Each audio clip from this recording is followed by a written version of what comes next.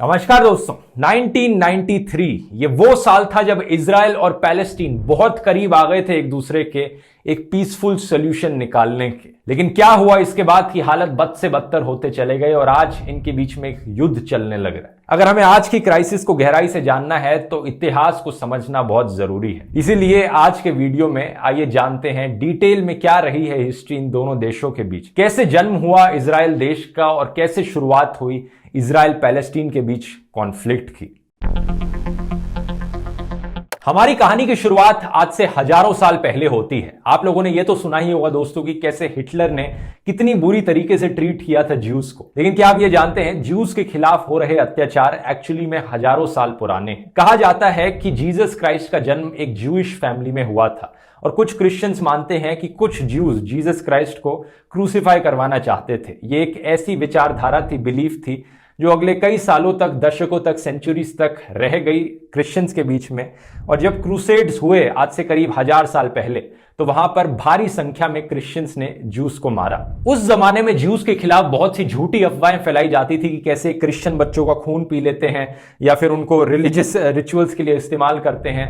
ऐसी चीजों से नफरत बहुत ज्यादा थी ज्यूस के खिलाफ। जितना ज्यूस को हेट सहना पड़ा है शायद ही किसी और रिलीजन को पिछले 1000 सालों में इतना सहना पड़ा है। 1800 के बाद से ये जो नफरत थी ज्यूस के खिलाफ, ये ना सिर्फ रिलीजियस रीजंस की वजह से थी बल्कि ज्यूस को एक अलग एथनिसिटी भी करके देखा जाने लगा। इन्हीं सब रीजंस की वजह से लेट 1800s के समय तक दुनिया भर में रहने वाले ज्यूस के अंदर ऐसी भावनाएं जागने लगी कि कोई भी देश हमें अपना नहीं मानता। अगर हमें सुकून से जिंदा रहना है तो हमें अपना एक खुद का देश बनाना पड़ेगा, एक जूइश कंट्री बनानी पड़ेगी। एक ऑस्ट्रो हंगेरियन जर्नलिस्ट थे थियोडोर हेर्जल नाम के।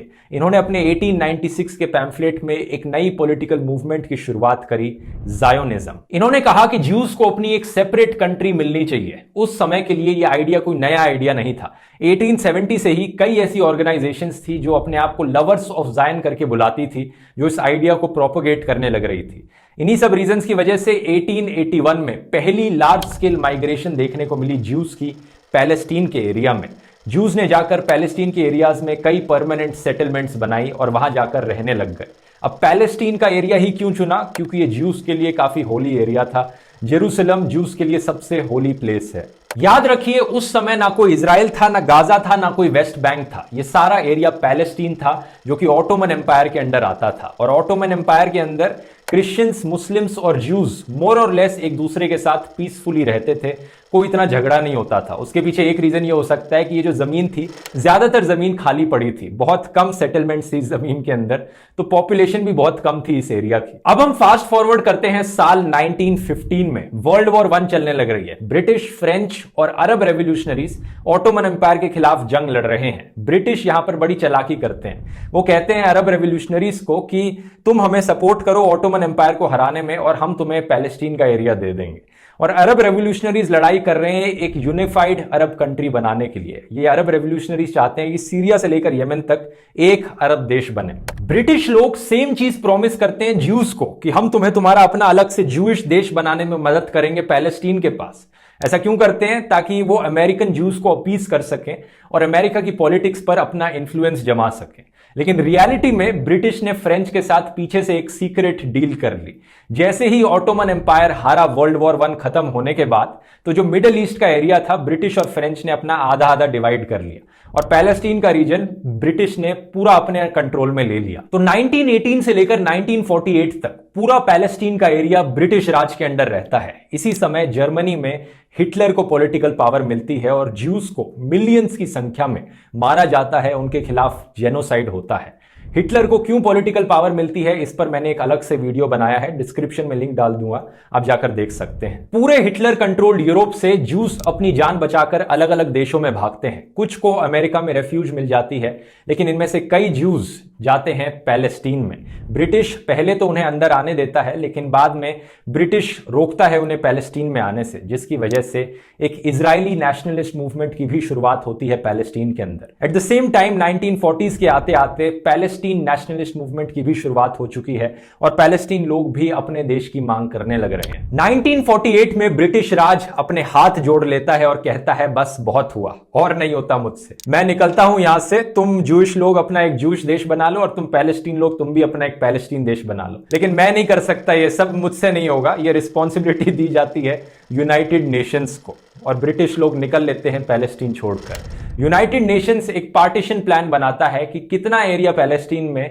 जूइश कंट्री बनाने के लिए दिया जाए और कितना एरिया एक पैलेस्टीन देश बनाने के लिए दिया जाए। 1947 में ये United Nations partition plan release किया जाता है। यूनाइटेड नेशंस अपने प्लान में 57% एरिया अप्रोक्सीमेटली जूइश स्टेट के लिए रखता है और 43% एरिया अरब पैलेस्टीन स्टेट के लिए रखता है। जेरूसलम एक बहुत ही हिस्टोरिकली इंपॉर्टेंट एरिया है 3 धर्मों के लिए, ज्यूज, क्रिश्चियंस और मुस्लिम्स के लिए। तो यूनाइटेड नेशंस डिसाइड करता है कि जेरूसलम इंटरनेशनल कंट्रोल में रहेगा। जूइश लोग इस प्लान को स्वीकार करते हैं और वो अपने नए देश का नाम इजराइल रखते हैं और यहां जन्म होता है इजराइल देश का 1948 में। लेकिन अनफॉर्चुनेटली जो बाकी नेबरिंग अरब कंट्रीज हैं वो इस प्लान से बिल्कुल भी खुश नहीं है। उन्हें लगता है कि ये प्लान बेसिकली ब्रिटिशर्स का तरीका है अपने कॉलोनियलिज्म को कंटिन्यू रखने का।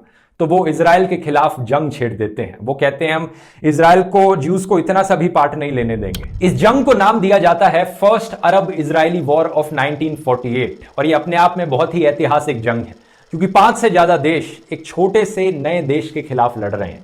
ज्यूज जो इजराइल में रहते थे वो जानते हैं कि 5 साल पहले उन्होंने देखा है बाकी दुनिया इन्हें किस तरीके से ट्रीट करती है, हिटलर ने किस तरीके से इन्हें ट्रीट किया था और आज के दिन ये सारे अरब देश इनके खिलाफ जंग छेड़ रहे हैं। अगर आज ये जिंदा बचने के लिए नहीं लड़ेंगे तो कभी जिंदा नहीं बच पाएंगे। तो सारी जान बचाकर ये लड़ते हैं ये लड़ाई और बहुत ही हैरानी की बात है कि इजराइल ये जंग जीत जाता है, इन सारे देशों को हरा देता है। 1949 में जब जंग खत्म होती है तो यूएन पार्टीशन प्लान के अकॉर्डिंग जो एरियाज पैलेस्टीन के होने थे उनमें से कई एरियाज पर अब इजराइल ने ऑक्यूपाई कर लिया है। जो गाजा स्ट्रिप का एरिया है वो इजिप्ट के पास चला गया है और जो वेस्ट बैंक का एरिया है वो पूरा जॉर्डन के पास चला गया। इसका मतलब ये हुआ कि पैलेस्टीनियंस के पास कोई जगह नहीं बची अपनी। 7 लाख से ज्यादा पैलेस्टीनियंस को अपने घर छोड़कर रेफ्यूजी बनना पड़ता है अरब देशों में। इस चीज को कहा जाता है 1948 पैलेस्टीनियन एक्सोडस। इसके बाद 1967 में एक सेकंड अरब इजरायली वॉर होती है। 6 दिन तक ये जंग चलती है और इसे भी इजराइल आसानी से जीत जाता है। ना सिर्फ इजराइल इसमें गाजा स्ट्रिप को पकड़ लेता है, ऑक्यूपाई कर लेता है, वेस्ट बैंक को ऑक्यूपाई कर लेता है, बल्कि इजिप्ट का ये पूरा बड़ा सा जो पेनिनसुला है अब इजराइल इस पर भी कब्जा कर लेता है इस जंग के बाद। पैलेस्टीन लोग अपना खुद का देश चाहते हैं। इसी रीजन से 1964 में फाउंडेशन होती है पैलेस्टीन लिबरेशन ऑर्गेनाइजेशन यानी PLO की। शुरुआत में इनका एम होता है आर्म्ड स्ट्रगल के थ्रू यानी हथियार उठाकर अपना देश पाना और शुरुआत में चाहते हैं कि इजराइल जैसा कोई भी देश एग्जिस्ट ना करे। इसी रीजन से यूएसए और इजराइल इसे एक टेररिस्ट ऑर्गेनाइजेशन डिक्लेयर कर देते हैं। लेकिन एक चीज ध्यान देने वाली यह है कि एक इंसान के पर्सपेक्टिव से देखोगे तो ये टेररिस्ट हैं, दूसरे इंसान के पर्सपेक्टिव से देखोगे तो ये रेवोल्यूशनरी हैं, देश की आजादी चाहते हैं। 1973 में एक तीसरी अरब इजरायली जंग छिड़ती है लेकिन वो हमारी कहानी में ज्यादा इंपॉर्टेंट नहीं है क्योंकि उसके बाद ज्यादा कुछ बदलता नहीं है। लेकिन 1974 में PLO को ऑफिशियली रिकॉग्नाइज कर लिया जाता है यूनाइटेड नेशंस जनरल असेंबली के द्वारा कि ये पैलेस्टीनियन लोगों के रिप्रेजेंटेटिव हैं। 1979 में इजिप्ट और इजराइल के बीच में पीस टॉक्स सक्सेसफुल होती हैं और इजिप्ट पहला देश बन जाता है, पहला अरब देश इजराइल को रिकॉग्नाइज करने वाला कि इजराइल एक्चुअली में एक कंट्री है और यहां पर एग्जिस्ट करती है। इसी पीस टॉक्स के बाद जो पूरा पेनिनसुला का एरिया था जो इजराइल ने कैप्चर कर लिया था इजिप्ट का, वो इजराइल इजिप्ट को वापस दे देता है। इजिप्शियन प्राइम मिनिस्टर और इजरायली प्राइम मिनिस्टर दोनों को एक नोबेल पीस प्राइज अवार्ड किया जाता है इस सक्सेसफुल पीस ट्रीटी की वजह से। लेकिन अनफॉर्चुनेटली 2 साल बाद इजिप्शियन प्राइम मिनिस्टर को असैसिनेट कर दिया जाता है इजिप्ट में राइट विंग एक्सट्रीमिस्ट लोगों के द्वारा। जो कट्टरवादी लोग थे वो कह रहे थे कि कैसे इजिप्ट ने, हमारे प्राइम मिनिस्टर ने इजराइल के साथ समझौता कर लिया, कैसे कॉम्प्रोमाइज कर लिया, हम उन्हें जिंदा नहीं रहने देंगे। उनको जाके असैसिनेट कर दिया जाता है। अब 1967 से लेकर 1980s तक 10 साल से ज्यादा गुजर चुके हैं कि इजराइल ने गाजा स्ट्रिप और वेस्ट बैंक पर कब्जा कर रखा है। इस समय के दौरान इजराइल में रहने वाले कई लोग जाकर वेस्ट बैंक में अपनी कॉलोनीज एस्टैब्लिश करने लग जाते हैं, सेटलमेंट्स बनाने लग जाते हैं और परमानेंटली रहने लग जाते हैं। इजरायली सरकार उन्हें डायरेक्टली या इनडायरेक्टली सपोर्ट करती है। वहां जो घरों के प्राइसेस हैं वो कम है, कुछ लोग वहां पर चीप हाउसिंग की वजह से जाते हैं, तो कुछ लोग वहां जाते हैं अपनी रिलीजियस नेशनलिज्म की वजह से। कुछ इजरायली लोग जो कट्टर इजरायली लोग हैं वो कहते हैं कि ये पूरा वेस्ट बैंक का जो एरिया है ये हमारा है, इसलिए हम वहां जाकर रहेंगे, और इसीलिए सेटलमेंट्स होने लग जाती हैं वहां पर इजरायली लोगों की वेस्ट बैंक के एरिया में। इंटरनेशनल कम्युनिटी इन सेटलमेंट्स को इलीगल मानती है क्योंकि ये यूनाइटेड नेशंस पार्टीशन प्लान के खिलाफ जाते हैं ये सेटलमेंट्स, और पैलेस्टीनियन लोग इन्हें कॉलोनाइजेशन मानते हैं। बेसिकली उनके देश में कॉलोनाइजेशन करी जा रही है इजरायली लोगों के द्वारा। 1992 में इजराइल को एक बहुत ही बढ़िया प्राइम मिनिस्टर मिलते हैं जिनका नाम है यित्जक रबीन। ये कहते हैं कि पीएलओ एक टेररिस्ट ऑर्गेनाइजेशन नहीं है, वो बस अपना देश चाहते हैं, हमें उनका देश देना चाहिए। इजराइल पीएलओ को ऑफिशियली रिकॉग्नाइज करता है और रिटर्न में पीएलओ भी ऑफिशियली रिकॉग्नाइज करते हैं इजराइल देश को, और यहां होते हैं 1993 के ऑस्लो अकॉर्ड्स। पहली बार ये दोनों साथ में मिलकर बात करते हैं कि कैसे हम देश का बंटवारा कर सकते हैं, सही से डिवाइड कर सकते हैं पीसफुली देश को, कैसे हम पैलेस्टीन देश बना सकते हैं। एज अ रिजल्ट 1994 में पहली बार पैलेस्टीन की सरकार एस्टैब्लिश करी जाती है जिसे नाम दिया जाता है पैलेस्टीनियन नेशनल अथॉरिटी। लेकिन इस पॉइंट ऑफ टाइम तक वेस्ट बैंक के बहुत से एरियाज में इजरायली लोगों ने अपनी परमानेंट सेटलमेंट्स बना ली हैं जिसे इजरायली सरकार ने भी सपोर्ट किया है। तो पैलेस्टीनियन लोग बहुत ही कम गिने चुने एरियाज में टुकड़े टुकड़ों में रहने लग रहे हैं। तो 3 एरियाज में डिवाइड करने का फैसला किया जाता है वेस्ट बैंक के एरिया को, एरिया ए, बी और सी। एरिया ए वाले वो एरियाज होंगे जहां पर पैलेस्टीनियन सरकार अपना कंट्रोल रखेगी, एरिया बी वो एरियाज जहां पर दोनों सरकारें साथ में कंट्रोल करेंगी, और एरिया सी वो एरियाज जहां पर इजरायली सरकार अपना कंट्रोल रखेगी। तो यूनाइटेड नेशंस का पार्टीशन प्लान तो बहुत दूर की बात है, रियलिटी में 1994 में पैलेस्टीन को सिर्फ कुछ गिने चुने टुकड़े ही मिल पाते हैं वेस्ट बैंक के एरिया में और गाजा स्ट्रिप में, जहां पर वो अपना देश बना सकें। लेकिन अच्छी खबर यह है कि इस पॉइंट ऑफ टाइम तक इजराइल और पैलेस्टीन बहुत करीब पहुंच चुके हैं एक पीसफुल सॉल्यूशन निकालने के। इसी रीजन की वजह से 1994 में पैलेस्टीनियन अथॉरिटी के प्रेसिडेंट यसीर अराफात और इजराइल के प्राइम मिनिस्टर यित्जक रबीन को नोबेल पीस प्राइज अवार्ड किया जाता है। लेकिन अनफॉर्चुनेटली इसके बाद पूरी सिचुएशन का सत्यानाश हो जाता है जब एक्सट्रीम राइट विंग जूइश लोग वो अपने प्रधानमंत्री का